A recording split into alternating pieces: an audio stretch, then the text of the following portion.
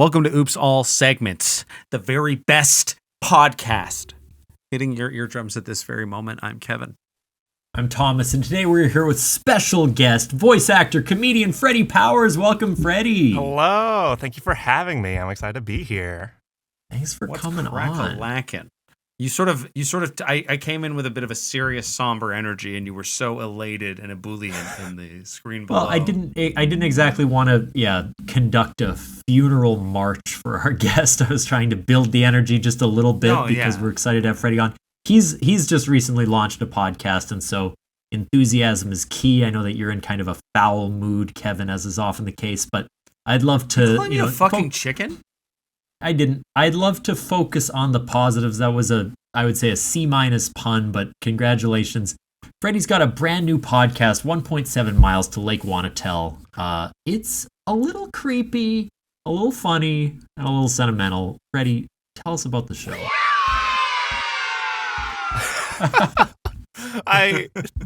There's already been 2 sound effects that I didn't know were going to happen. And I'm not upset about it. I was just like, man, what has happened here? It's like a 3. So it's a horror audio drama. It's set in 1974 Virginia in like a little small town. It's about these kids who are going to this summer camp and doing normal summer camp stuff. You know, you hang out with the counselors, you tell scary stories, you go for little hikes. A lot of hanging out with the counselors. It's most of the thing is hanging out with counselors. Yeah. And you know, they as it goes on, you start to find out that maybe some of these scary stories aren't just stories and maybe more scary. That's awesome. So it's a lot of fun. I guess by the time you, dear listener, hear this, there will be 2 episodes out, because it releases like 1 episode a week on Saturdays. First episode was last Saturday. Next episode is tomorrow. Amazing. I feel like it might be a spoiler if I say how many episodes it is. So I'm not going to do that. No worries. But yeah, tune in and you know, no matter when you're listening to this, it will have been out now. So check it out. That sounds right up my alley. It sounds very fun. Yeah, our listeners would have been pretty disappointed if they knew how many episodes we were going to do of this. I know. So hiding that at the beginning, like this might just be a short-term thing, maybe 8 or 10, and now we're Kevin? Most of our subscribership is, we call them sunken cost fallacy folk, right? Sure. Yeah, they're sort of, You know when you're watching a TV show at season 6 and you're like, I don't even like this anymore, but I guess I want to see how they tie it all together. We're sort of the Walking Dead of podcasts that way. Oh, that is so incredibly a show that I watched 2 seasons of, and then I think a lot of people watched anywhere from 2 to 9 seasons of that show, and still didn't stick it out to the end. They couldn't. Yeah. Is it still think ongoing? They could do I think they're doing spin-offs now. Sure. I think they did their last season, which I think was like 13, and now they're doing like individual spin-off shows or something. I don't know.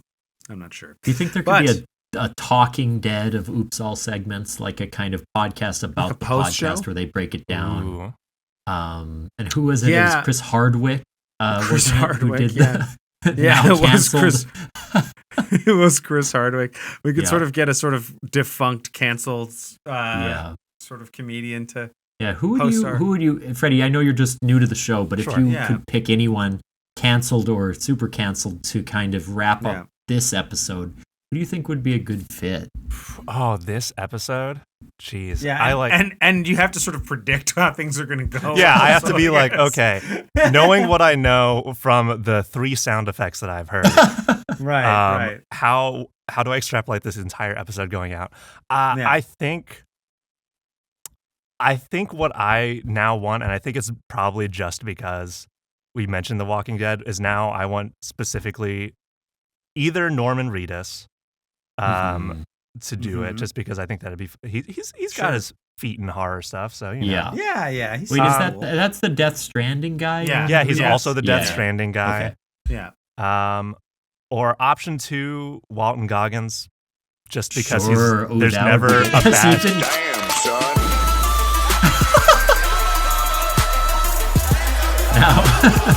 We love when Goggins comes up on the show. That's the Walton Goggins alarm. Sorry, if you mention Goggins, special we gotta X-Files remix for Goggins. we gotta hit him with the tune. Oh man. Oh man. Wow. He's a little canceled. Isn't he a little canceled right now for feuding with Amy Lou Wood on White Lotus? There's a bit of on-set drama that they won't talk about. Oh, I don't know about that. I don't know anything about that. That sucks. Okay. Yeah. That sucks to hear. Yeah. That would be fun, University of though. Manitoba students always take any excuse they can to cuddle with each other. I didn't hear that. Was definitely my voice, and I'd hate to hear it again, but... Well, let's try. University of Manitoba students always take any excuse they can to cuddle with each other. Where could that recording be from? That sounded so old. Where did you extract that audio from when I was like 19? It might have been. I was just watching some old news reporting actually from UM Today, where field correspondent Thomas Tolles was talking to some students doing a sort of mock homeless encampment outside the schools to raise pretty money. Disrespectful of me to describe it as cuddling. We're being a tribute to our unhoused friends and neighbors. The context is not helping you. No. Well, let's change the subject. Freddie, I'm curious, since you're doing a pod about camping, were you a big camp kid growing up? Did you go to a lot of summer camps yourself? So the thing is, absolutely not. Hell yeah. I never went to like a summer camp. I'm trying to think if I even did anything like in like the same proximity as like it's a genre camp thing more than anything else, right? Like it's such a big genre like trope. The experience has its own. Like I only went to one summer camp, and I have been tempted by the feeling of summer camp from the aesthetic. So I get you, right? Yeah, and it can either be because I feel like when you do a summer camp. When there's a summer camp in media, it's one of two things, which is one, very funny, or two, very scary, and never anything in between. It's like either Friday the 13th or like Wet Hot American Summer. Yeah. and nothing in between. Yeah. Camp Rock is kind of the perfect hybrid between the two. It's a little horror, a little comedy. No one makes it out unscarred. Have you seen like the thing where they stomp in and are like chanting like as their entrance? Yeah, it's terrifying. That's horrifying. I've not seen. Imagine that coming towards you. I didn't realize Camp Rock was scary. Replace the It Follows creature with the band. Jonas Brothers are coming for you. Yeah. And Demi Lovato, I think? Question mark. I don't know. Right? Yeah, it's a little past my generation to have known much about Camp Rock. I'm old. Well, why don't you tell us something you do fucking know about instead of complaining and playing Ernest songs Goes the to whole Camp. Podcast? What? Ernest Goes to Camp, a Jim Varney classic. You watched all the Ernest films. Yeah, and that's what made me want to go to the camp, have the camp experience. Ernest Goes to Camp. It's great. He has a turtle he's friends with. Okay. I want that. Nice. And I went to Camp Cedarwood when I was in grade 6, fell down the half pipe, fractured my growth plate, had to leave. There was a half pipe at camp? How far? Yeah, they had a whole little skate park. Pardon? How far into camp was that? Second day. Had you called my dad, he had to come before? pick me up. No, I didn't use a skateboard on the half pipe. My friends were running down it and going to the other side. So I just kind of took a tumble. Because all I did was start slow. I didn't know you had to start fast. So I just kind of stepped off a ledge and fell. Yeah. Okay. How big was this half pipe? Pretty big, normal size. Fucked my leg right up. Then had to wear crutches for a couple weeks. Go into the hospital. We'll use them. And then go to the hospital. I dropped a loonie in the back seat. Actually, it was a toonie. Bent down to pick it up. Butterfly screw from the crutch, went into my leg. So, stabbed myself on a screw from the crutches. Got stitches at the hospital when I arrived to drop off the crutches. You're such a greedy little coin-hungry mongrel. You couldn't resist. Had to make rent. Pretty sure you didn't. But anyway, 11. Let's not get into why Kevin owns a home. Let's talk about my camp experiences. Yeah. I went to a couple like weekend camps with school, and I remember I faked a stomachache so I could go home early because I was so homesick. So on the Saturday, I was kind of like, I think I'm really sick. I gotta go. And I just got my mom to pick me up. And then the whole way home, I was like, stupid. You could have made friends. That could have been your big day. Yeah. And there was one time where in Winnipeg, there's a Jewish community that will sort of do this surprise pickup to encourage you to go to summer camps. And they were going to do it for me, but I somehow caught wind that it was happening. So I slept fully clothed. And so when they came into my bedroom to surprise me, I was like wearing jeans and a shirt already. And I was like, wow, I didn't expect this. And they're like, why are you sleeping in fucking Levi's? I was like, I just didn't want you to see my dick. So I actually because you haven't had a full circumcision, right? Yeah, I didn't want them to realize I was uncut. Because that would not have gone well. Thomas said to just take half off, he said. So... No, it's not a great time to spread Jewish stereotypes, but I do feel like Jewish summer camps, some of the horniest camps, is a big. I think summer camps in general are pretty horny. I don't think that's necessarily related to Jewish people. That's the one commonality between both the Wet Hot American Summer and the Friday the 13th. Yes, types of camp stuff is that everyone's horny. Yeah, I think camp is a horny super time. Comfortable environment for sex, really, but for some reason that makes it more appealing. You know? Yeah. I think there's the forbidden nature of it. Plus, it's just like typically pubescent, right? Everyone's like just going into puberty. So, yeah. Wait, which sex comedies are you watching? They feature characters that are just going into puberty? The ones that you're watching? Christ. I just mean like the environment of a summer camp. Because, for me, it's a lot of counselors. Like, they're fully adult when I watch the movies. But yours, they're kind of just on the cusp of puberty. Those are the raunchy Don't sex use the word comedies cusp in this word, okay? Don't, refrain from cusping. Is it true that I just feel like every summer camp I can think of in Manitoba, and it's probably not true now, or at least maybe it wasn't even back then, but they all seem to be religiously affiliated in the way that I think of them. Is that true of the summer camps in the United States? I mean, I'm sure there are Christian summer camps in the United States, but I wonder if there are all summer camps related to like religiously affiliated? I don't think so. No, I think it's that there's pretty common out here that's the case. I feel like, or am I wrong, T? I don't know either. The ones I tend to hear about sound kind of religious, but I feel like there's like Bible camp, but then there's band camp. There's like athletics camp. There's different kinds of space camp. That's a big one. That kind of stuff seems to be not as common over here. Yeah, I feel like it's. I want to say that it's more like it's less religious and more like themed. It's yeah, that seems more fun. There's also those camps for like punishing your children, like the diet and fitness camp or whatever. Like there's some really creepy camps out there. And one of them is 1.7 miles to Lake Wanatel. What a callback. Let's get into the segments, folks. It's time to spin the wheel. We're going to do a random segment from our list of 100. Here we go. Woo!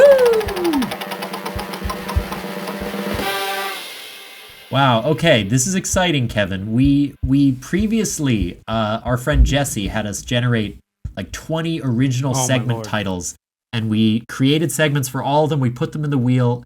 It took us forever, and they've been in there for a while, and they've never come up yet. We've never gotten a single one yet. This is the first Jesse because a lot of them segment. are sort of like backronyms, right? Like we came up with the title, and then we had to just justify what the segment was after. Yeah. Right. Yeah. So we came up with a random title in the moment, kind of 5 things style, and then we came up with what it was. So this one I think was one of Kevin's titles, Worst Pet You've Ever Had. And the challenge is participants must describe their lowest moments of pet ownership. Now, I'm going to caveat this. I don't think this should be about like the tragedy of pet ownership. I think these are more funny, low moments where your pet really did something that ruined your day. Freddie, are you a pet owner? I do. I have 2 cats. They are named Mabel and Hot Pot. Those are great names for cats. Great names. Yeah. And have they ever been little fiends, little devils that have ruined your day? Yes, I think that I know exactly what I want to bring up for this one, actually. Yeah. Just for the audio-only listeners, he's taken off his shirt and put on boxing gloves. I don't really understand. Yeah. Yeah. So yeah, mine is gonna be a thing that my cat Hot Pot does a lot, and for some context, just because I love talking about Hot Pot. Hey. He's from Egypt. Which doesn't affect his behavior, but it is a fun fact about him. Yeah, That's because cool. tread lightly with that stuff. Yeah. It was just like we got him from a shelter who like has a sister location in Cairo, and just every once in a while they just send cats over. And that's how we got him. Like when is that the breed, the like Egyptian cat breed? That's very interesting. He's just really like a really fluffy, like black and white, like not quite tuxedo cat, but like he just was like on the streets of Cairo for a while, I guess. Okay. And when we adopted him, when we visited him, the only thing that he did was like they brought him out to show him to us. He immediately ran behind like a tree, like a bush, like a thing like in like a decorative like thing that they had in the shelter, and he never came out the entire time that we were visiting him. Then after we adopted him, because we were like, this is a nice, like, calm, demure cat that will get along with our other cat. That's hiding from you in the corner. You're like, well, I'm just like, demure. It's not like a very like high energy. It's not gonna like freak out our other cat. Within 30 minutes of him getting home, he is like. He will literally walk up to any person and just like start headbutting them for attention. He loves people so much. He's so outgoing. Cute. And it's like, I guess that he just didn't like being in the shelter because it was like however many cats live there. Yeah. But as soon as like he got into a house, he was like, I love people. That's so sweet. That's very cute. It's great. But one of the things that he will do sometimes, and I think it's a semi frequent cat thing, I guess. But he likes being at your feet. And sometimes like you'll be walking and you'll take a step and he'll be like, I gotta be there too. Yeah. And he like runs up and like he is like goes right under your foot, and then like you have to like dodge out of the way. My story is about a time where he did that twice in a row, where it's like I took a step and he ran directly where I was about to step. And I adjusted to step somewhere else, and he turned and ran to that spot too. he deked you out. Yeah, and at that point, I was out of time. Like I was too deep in my stride to redirect to a third like stepping location. So I fully just face planted in my living room because I'm not gonna step on him. But I'm just like, it was like two steps and like him like zigzag maneuvering to make sure that I could never find sure footing, and then I was just on the floor, and then he was just like there with like two eyes pointing in slightly different directions, being like, "I've helped." That's pretty good. That's pretty good. Wow, yeah. nimble guy. Really kind of took you down.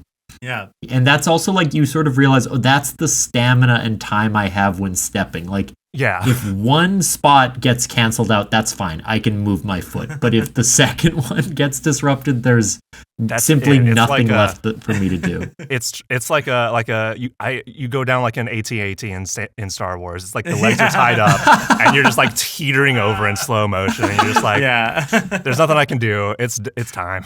This is the end. Yeah. Kevin, you're a pretty recent pet adopter in terms of your life. Yeah. I mean, actually, when I was a kid, I had a dog named Tootsie for a number of years, and she was great, but she had eczema. So we had to give her away because we couldn't tell her to stop scratching her eczema because we weren't home enough.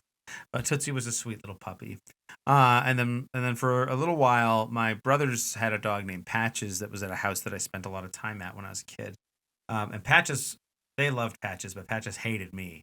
which I already felt a little bit on the outside, just being like I was a sort of outside of the family. I was a half brother from another relationship, and so I already felt othered. And even the dog knew. It felt like the dog. Once I woke the dog up by accident by touching her, and she jumped up and bit me in the face. so she knew. But I think we actually have had this segment before because I think I told the story about my hamster that died. Oh, Didn't yeah. I tell? Yeah, that pooped himself to death. So, I mean, you can imagine that's mostly enough. But I have cats as well. I have 3 cats. I have Figgy and Molly and Jasper. They have all been. I'm sort of a stepfather to these cats in a way because they are all my partner's cats, and she moved in with me a few years ago. And I think there was like a 2-week period where Figgy peed on my side of the bed. Like twice within like 2 weeks. It happened like once, and it was really disruptive. We'd had like a very long day, and of course you have to you discover it at the worst point of time, and so it's like, oh, I'm about to go to bed now. I have to change the sheets and do all this extra stuff and like sleep on the couch, and it happened multiple times. There's nothing particularly unique or humorous about it. Just Figgy likes to. I mean, she hasn't done it in a long time, and I think there must have been something to do with something in the house. Cats are usually trying to communicate when they bust piss on you. Yeah, as are people. I think if a person pees on your bed, they're also trying to communicate something. Typically. I mean, perhaps, but I think, I mean, I've seen some videos of you, the sort of Golden Shower Collective or whatever you're calling it. That seems pretty like exhibitionist and whatever, it doesn't really feel like. Yeah, the GSC is not really podcast safe to talk about, so I'm just going to move on from that. Yeah. But you're right. We have talked about some pet stories on the show. I think I've probably told others, but not Freddie, that when my dog ate rat poison and I told Kevin about it, he responded with one letter K. So one of the most disrespectful texts I've ever received in my life. Another time, my cat Butterfly, in her dying moments, she took a shit on my bed and then went to the basement and died. And I jumped on my bed kind of excitedly. And actually it was sort of like you trying to not to step on your cat in midair. I saw her final gift to me in midair, and I had to twist my body. Yeah. But the moment that I'm remembering is what you may not know. What? I think it's good. I think I know where this is going. Please. Okay. Freddie, you might not know one of the reasons I'm so drawn to you is that my first cat, my first love of a pet, was named Freddie. What? A little white cat with a little gray patch on his head. He was very cute. But one moment that I remember distinctly was, although he was neutered, he would sometimes get these little cat, the little red cat arousal thing. It's called an erection. Yeah. Right? Somehow that felt too arousal thing. It felt too blue after all I've said to say erection. I don't know why. Arousal. I can't say erection. Let me say something arguably worse. Thomas way in the bedroom's like, unsettling. You ready for my arousal thing? Anyway, I remember my friend Zeph was over, future guest of the pod, hopefully, and Freddie was sort of sprawled out on his back, just like legs spread, and he had this like little sort of mysterious, like, defied science. How did he get this little erection? And he made eye contact with my friend Zeph. And as he like was sprawled out in the T pose, his erection just gradually faded away. And it was like the most insulting thing Zeph had ever experienced. This is going to be the most taken out of context segment. this one like bit about what Freddie was doing. So that actually is how I met you at our first Trigger Happy rehearsal. Yeah, the reason you're so drawn to him, to be clear. Yeah. Freddie. Another thing about Freddie is that his hair was cat hair does get everywhere, but Freddie's hair it would like somehow like weave its way like multiple ways through fabric. I have a watch that I wore over to Thomas's house once. It's a fucking watch, like a regular sealed watch. One of Freddie's hairs in the watch. I don't know how it got in the watch. It got into the screen underneath it somehow. It's just in the watch. Like, I don't think that's possible, but yet Freddie found a way. Yeah. I always do. He really, nice job. Let's go to a quick break, and when we come back, we're gonna get a segment from the human Freddie.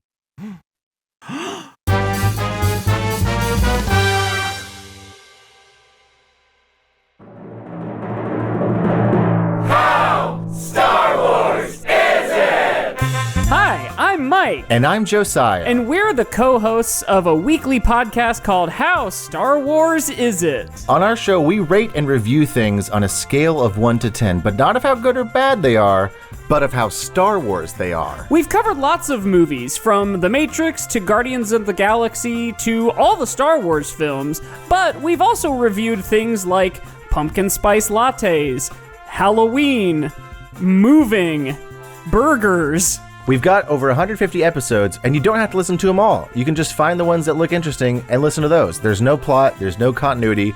You don't have to worry about that. Okay? So if that sounds fun to you, tune in to How Star Wars Is It every Monday, wherever you get your podcasts.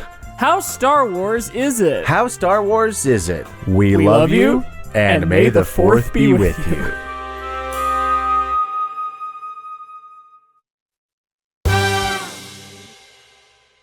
So offensive, right? We are back. Freddie, do you have a segment for us? I do. Oh, thank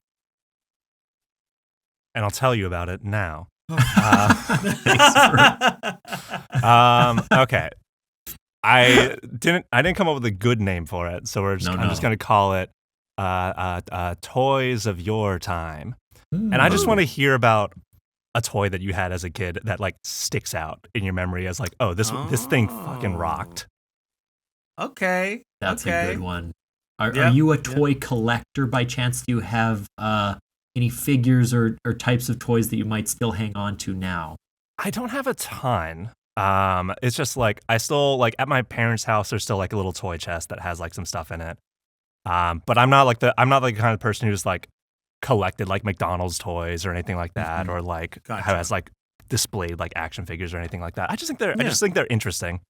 Yeah, they're insightful, I think. Yeah, no, I like this. This is fun. Yeah. I'll go first with a really early toy that I almost can't even make sense of, but I remember as a like toddler, I loved this thing. It was described by me in an early piece of like childhood writing as a box that you hit and balls roll out.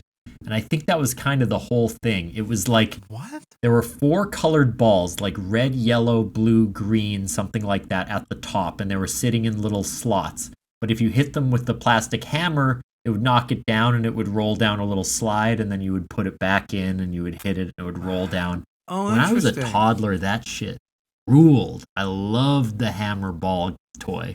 I think I have a vague memory of this. Yes. In some way. I can so viscerally imagine like the ball like being put on top of the hole that's slightly too small. And bopping it and it goes in. Oh, I think I found a picture of this thing. Hold on. I'm so scared to see what you're about to No, it's not gonna be heinous. I sent you a link in the private chat. I'm not gonna put it on the pod. All right. Yeah. This is pornography. Yeah. So this looks really similar. I don't know if this is the exact model. It's like a modern. This looks like a modern. I will share screen because this is really probably the like cheaper or Amazon version of whatever I'm remembering. Pretty much like this. If you look at the video, you can see some fun contraptions, and you get to watch them roll down the slide. Right, and I mean, to be fair, like as I was saying, this is insightful. This definitely, I know, just this informs a lot of Thomas's kinks now, right? Like sort of enjoying sort of like hammer play with his nuts and. So I had a stuffed animal. It was like a puppet named Brunsy. Brunsy. Yeah, and he was this like white puppet dog thing, and it was actually it had like one of those like squeaker things in the mouth. It was like, but we could never really get it to work. But my dad would always do a voice with it, And as a young kid, I would like. My dad did love to do like pretending to be a character, like puppet play. Oh, that sounded bad. But he liked to like do that, and Brunsey and I would have lots of conversations and interactions, and I remember Brunsey well. What was Brunsey's voice? What did it sound like? It was like this. It was sort of a high pitched kind of. What do you mean you're doing that? That was kind of Mickey Mouse. Very core. Mickey Mouse type. Yeah. Who? Sorry. One of the most famous cartoon characters probably in history. I mean, surely, I think almost everyone on Earth in the most remote regions has probably heard of Mickey Mouse. So for you to say, who? I don't know. Is inconceivable. I don't think everyone has heard about Michael Mouse or whatever you're calling him. It's not. That's a different mouse, actually. So Brunsey's the first one I can that popped into my head, but there's quite a few. I had lots as well. Freddie, do you have one particular that this segment has been making you be like, I want to talk about this thing? Yeah, there is. Thank you for asking. It's hot pot again. But here he is. No, I think about this one a lot, honestly. It was this like little gadget that was from a line of toys called Skannerz with a Z at the end. Oh. And and it was like a weird chunk of like early 2000s edgy shaped plastic that had like a teeny tiny like 1 inch by 1 inch screen on it. Oh yeah. That had like the little like white and black like pixel dots on it. Yeah. And at the top right corner, it had a barcode scanner. Okay. And what you would do is that if you like scanned the barcode on like any product, like a product, it would like there would be like a monster inside, and like whoa, and you could like fight it, train it, like catch it, whatever, and like you would. It's kind of like almost like a Tamagotchi Pokemon-esque type thing. Yeah. And it was always like the really cool thing about it was like the barcode you scanned did matter. Like it wasn't just like, I scanned a barcode, here's a thing. It was like, oh, I used to have one of these monsters, but it died. But I know that I got it from a can of Campbell's chicken noodle soup. So I could go over, get the scoop, scan it again, and there would be another one in there. That's and you can like fight and catch it. And I was like, this is great. And it's such a good idea for a toy because it's also like, it keeps a child engaged while the parent is doing errands. Yeah. It's like you take them grocery shopping with you and the kid's excited to be like, oh, rice. Cool. Right. Well, and in a way, it's sort of training your child for a job in the service industry. Is sort of, I mean, it's now a nearly defunct position now, but at one point people were you're supposed to get, now it's just training you to be a good customer at the grocery store. But now I'm so good at self-checking. Yeah. Like I can take all of my things and scan them and put them in the little that's bag. how it works. Yeah. Holy shit. Yeah. They were training us all along to take this on. Damn, son. If it hadn't been for Skannerz, we wouldn't be ready as a society to take on the self-checkout responsibilities. Kind of a long sound cue to play twice. I can't help that. It's just long to play it twice. I do like it's kind of an early augmented reality thing as well. It's sort of like integrating the toy with the world. Yeah, that's a fun feature. And I remember seeing the commercials, and it would be like these little like comic book style drawn monsters like getting sucked into like grocery items. Yeah, that's sick. The other very distinct thing I remember about it was that it had like a warning on the packaging about like when you change the batteries for this, you need to do it within this certain amount of time before it like forgets everything and wipes its memory. Yeah, it's like you better be quick on this. Yeah, I think I want to say it was like you have to change the battery in 6 seconds or something like crazy short. That's so fast. Anytime it ran out of batteries or was getting close to running out of batteries, like the screen would be like coming in and out, like fading a little bit. It was like I was like a turn in D&D. It was like I was a one child like NASCAR pit crew where this is that thing, right? That thing, yeah. Cool. So I'd be there. It does I would look like fucking sick. It looks so like edgy. Oh, that's the thing. The top left, I forgot, is that little like connector thing there was that you could connect it to another one that your friend had and fight their stuff. Oh, which shit. I never did, but that was a thing that you could do with it. Yeah, that's so cool. That's fun. I like really awesome. It's just bringing to mind some other like pseudo edgy toys from my childhood. Like I know there was Transformers. Did you ever have Beast Wars, Freddie? Was that something for you? Yes. I feel like Transformers Beast Wars was They're related. Thing that, Yeah. they I were think, connected. I think in America it was called something else. But it was just a different form. It was like Transformers Animal Zone or something in the United States, but it was Beast Wars here. I have a very distinct memory of Optimus Primal, who was Optimus Prime, except he was a gorilla, not a truck. Gorilla. Yeah. It was I loved the robots turning into like jaguars and stuff. That was very cool. And then did you guys ever have those like creepy crawly candy makers? I was into they were like the Easy Bake Oven, but for boys, right? We like would make scary gummy worms and stuff, and they tasted so chemically. Even as a kid, I didn't really like the taste. But it was awesome that you could make your own candy at home. Yeah. Did you guys ever have a Light Bright?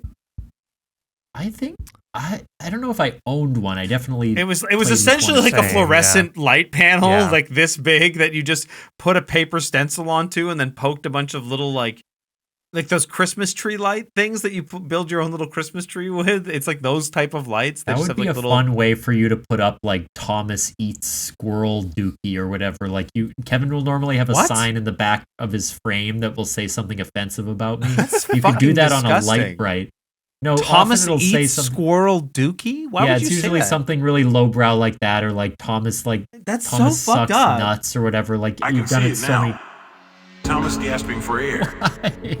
His mind shutting down slowly as his lungs fill with milky cream. Whose cream? Who's to say? But it is cream, and it is very milky. Who's cream? Who's to say? Is that from? But it is cream.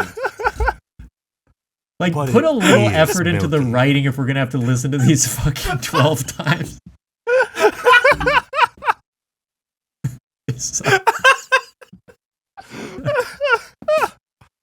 Oh god. Oh gosh. Well, why don't we go back to the wheel? It was a great segment, Freddie. Thank you for rejuvenating our childhood, youthful spirits. Woo! Wow. What do we have got segment 100. What? Ooh. I need an adult. I think we've done this once before. Select a participant to call a parental figure in their life. You called your mom. And have them on air. We did call my mom. It's my mom's birthday today. We should call your. I would call my mom, but she's in Vancouver. She's busy and she doesn't have her phone on her. So you should call your mother. Freddie, you feel so inspired. Wait a minute. Yeah, we have a guest. I think my mom is literally like at a doctor's office or something right now. Like she FaceTime video called me earlier to ask how to use the parking meter. I see. In her defense, it was because like she put coins in it and it wasn't working, and she had to download the app. But she didn't. I mean, parking meters suck. Yeah. So it was a whole process. Would it make sense to try to just get her in the StreamYard? I know that might take a minute, and you have a hard out. No, let's not do that. I don't have a hard out. Do I have a hard out? And didn't you have to stop at 5 or something? Anyway, well, I have rehearsrsal this evening, so yeah, I do. Yeah. I could, because I fear that on the phone you won't really be able to hear her, but let's try it anyway. Yeah, one thing she won't be able to hear you is the problem. You could I don't know if this would work, but you could FaceTime call her through like Messenger in a window in Chrome. Share audio or something. Yeah. Oh fucking shit. Yeah. I'm just gonna I'm just gonna call her. Yeah, we'll just wish her a happy birthday on the air. Yeah, we'll wish. And Freddie, this is gonna mainly come from you. So just think of what you want to tell my mom on her birthday. I'll tell you a bit about her. She's a therapist. She's an author. Has written some short stories. Really lovely lady. Very sweet. Big inspiration. Lives in Winnipeg. Just think about what you might like to express, and I'll pass it along for sure. Very kind-hearted. There we go. Calling her now. And just don't do not mention any form of like reptiles at any point. Just it's a big no. So keep that Yeah, she's sort of the opposite of Miss Frizzle in that way. Hello? Hi, Mom. Did I pocket dial you? No, I deliberately dialed you. Oh, nice. Dave, I'm sorry. Dave, I'll let you go, okay? Are you busy? Okay. I will. Oh, shit. Okay. No, I'm not. What's up? You're on the podcast again. We got a segment where we Oh have to my call a God. parental figure, and it's your birthday, Mom. Yeah. Oh my God, that's so. I feel so honored to be on your on this historic day on your Yeah. podcast. How is your birthday Yeah. going? Have you done anything exciting or fun, or do you have plans for the evening? The exciting and fun things involved seeing my friend Jackie and having French Way make me a dairy-free breakfast and then not letting me pay for it. Aw. And and you free helping me advertising. with my website, which I was very appreciative of. Yeah, And- I did kind of kill it today, didn't I? What the fuck? You did, and your beautiful notes. These people on your podcast don't know you like I do. I want to say. Yeah. Um, If only they saw me yeah. like you did, Mom. yeah, and I'm gonna go As if see. she isn't the majority of the I'm listeners. gonna have dinner with Jenny. Your dad has a rehearsal, Nice. as Kevin probably knows. So That's right. I thought it would I be get the too daddy. kind of, you've heard it all from Kevin before, so I wanted our friend Freddie Powers to wish you a happy birthday. You won't be able to hear him, Oh, but I will tell you Okay. exactly what he's saying in his special birthday wish for you. So here it comes. okay. Freddie, take it away. Oh, sure. Gosh, I just hope you have such a good birthday. Enjoy hanging out with your friends. You have a beautiful son who's done such a great job bringing me onto this podcast. Let's pause here. So he said, I hope you have such a great day. You see your friends. And then he really made a fuss about you having a beautiful son. Yeah. That was kind I of might the have to third censor some of the point. things you said there, Freddie. That was fucked Yeah. up. I'm going to have to put some He beeps said- over He knows that. you well. He said, I'm a beautiful son and I did a great job bringing him onto the podcast, which is, the proof is in the pudding. This episode has been humming. But he had a bit more to say. So, Freddie, back to you. He didn't have a bit I more to say. I hope that your next birthday is just as good, if not better. And treat yourself. So, So, he said he sort of made the noise that someone would make if they were tugging on their collar nervously. And then he said, I hope that your next birthday is just as good. And he quoted Parks and Recreation and said, treat yourself at the end. nice. Well, I hope I meet this fine young man, Freddie, on our next visit. You might Is he a Chicagoan? Yeah, we might just be in a show together next time you're in town. It could happen.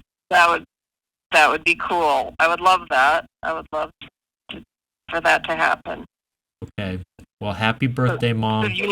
thank you. Love you. Yes. Love Thank you you Happy for too. calling Melissa. again. Yeah, That's and a real Kevin's going to close special out treat. with one final thing to say. Okay. Thank you for everything you do despite having created Thomas. He said, thank you for everything you do, including creating No. Thomas. That's not what I said. I misrepresenting like me. that I get full credit. George gets none. My dad gets none of the credit. If anything, he was Great. like the lodestone that you had to carry, and Yeah, makes it all the in more many remarkable. ways, he was a lodestone. True. Yeah. Yes. Jesus. Excellent. Okay. Okay. We'll tell Kevin we love him and see him soon. Okay. Okay. Happy birthday, Mom. Okay. Okay. Thanks. Bye. Incredibly rude performance there. Oh, man. That was very sweet, Thomas. Happy It's birthday a to you. class act all the way. That brings us to the end of Oops All segments. Freddie, thank you so much for coming on. I know that in some ways this could be seen as a deterrent to building an audience to your podcast, but I hope that you have more luck with it than we did. Is there anything you would like to point our audience towards, whether in the podcast space or following you social media shows, other things like that? Sure. The audio drama once again is 1.7 miles to Lake Wanatel. You can find it on Spotify, YouTube, podcasts. I think that Apple might be being a little bit weird about like getting it on there, but it should be on Apple Podcasts soon enough if it's not there yet, and wherever you get your podcasts. And then you can find me on pretty much every social media at Freddie Powpow, FREDDIE _Powpow. Yeah, Instagram, TikTok, Blue Sky, all that stuff. I'm out there. Amazing. Snap. Truth Social? I haven't made my account there yet. Yeah. But it's just, I just haven't thought of the right bio to put on yet.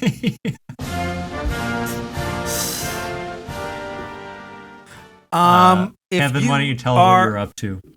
Yeah, if you are looking for a D&D podcast to listen to, Thomas and I have a Let's Play D&D show called What We Do in the Basement. We are into the 80s with the episodes now, not the decade, but and it's a one long campaign, and it's been a lot of fun, and it's ticking along greatly. Plus, if you're in Winnipeg, you can check me out in the flesh, getting fleshy with my friends in a streetcar named Desire.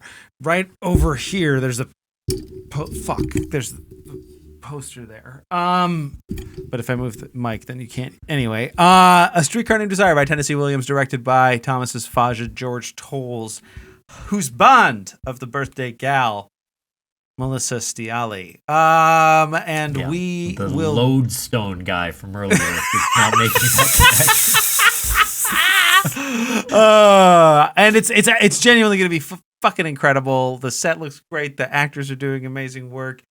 It's a hard ass show to do. I sometimes leave rehearsal feeling really, really drained, which I think is a good sign, and energized in a fun way. And so please check it out, June 11th to the 15th at the Gas Station Arts Center. Tickets are available at THE28THMINUTE,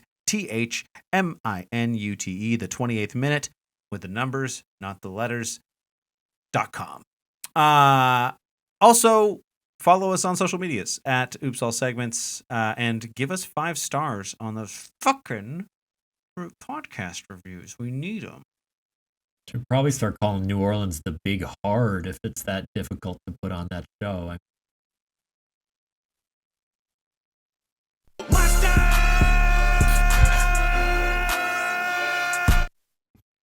What do you got, man? You can check out Secret Family Sketch at the Annoyance every Thursday at 8 p.m. For the next few weeks till June 5th.